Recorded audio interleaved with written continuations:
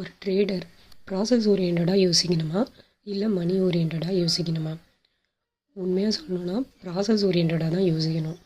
மணி ஓரியன்டாக யோசிச்சிங்க அப்படின்னா பணம் சீக்கிரம் சம்பாதிக்கணும் அப்படிங்கிற அந்த அர்ஜும், அப்புறம் ஒரு 2-3 ட்ரேடு வந்து ஒரு 2 மினிட்ஸ் 3 மினிட்ஸில் நிறைய ப்ராஃபிட் பார்க்க ஆரம்பிச்சது வரக்கூடிய அந்த க்ரீடும் ரெண்டும் சேர்ந்து உங்களை யோசிக்கவே விடாது. நீங்கள் யோசிக்கவே இல்லைன்னா ட்ரேடிங்கில் தப்பான டிசிஷன்ஸ் எடுப்பீங்க. தப்பான டிசிஷன்ஸ் எடுக்கும்போது லாஸில் போய் முடியும். ஸோ அது உங்கள் கேபிட்டலே வாசல் பண்ணுறதுக்கு நிறைய வாய்ப்பு இருக்குது. அதுவே நீங்கள் ப்ராசஸ் ஓரியன்டாக யோசிச்சிங்கன்னா, ப்ராசஸ் ஓரியன்ட் அப்படின்னா என்ன?